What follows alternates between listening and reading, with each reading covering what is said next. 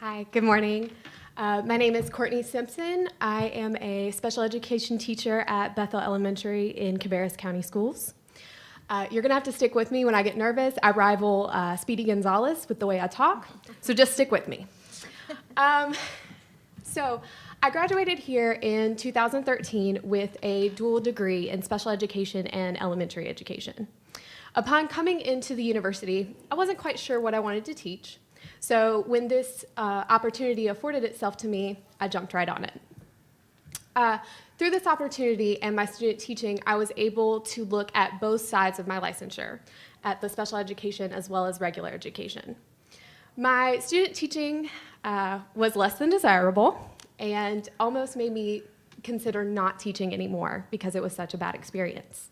But thankfully, I had Dr. Kelly Anderson, who was coined Mama Dual, effectively, because we were her babies and she would always look out for us.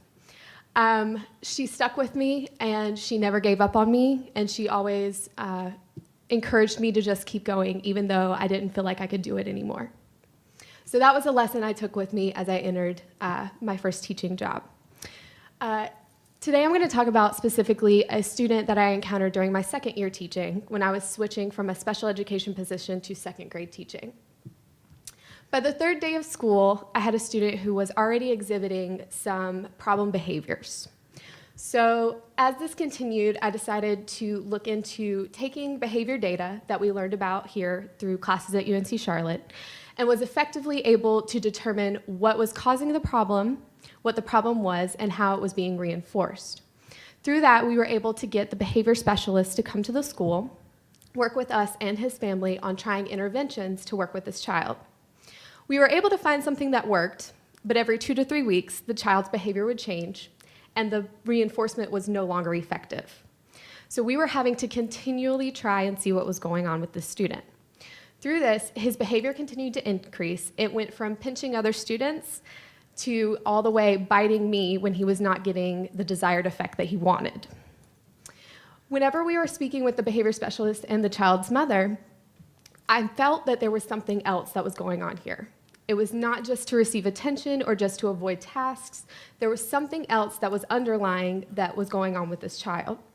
So through advocacy for this child, I was able to have him receive some testing outside of the school system.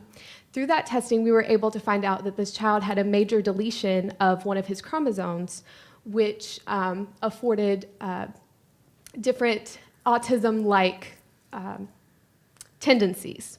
So this student was now able to effectively be taught using modifications and accommodations to best meet his needs. Through this, the child went from the beginning of the year having accidents and incidents every day to now only having 1 to 2 every year. So here through UNC Charlotte, I was able to not only effectively learn how to read data and see what the problem is, but also learn how to not give up on the child even though it looks like a lost cause. And so I just want to say thank you to all of my professors that I had here for instilling in me that even though you feel like it might be time to give up, don't. Thank you.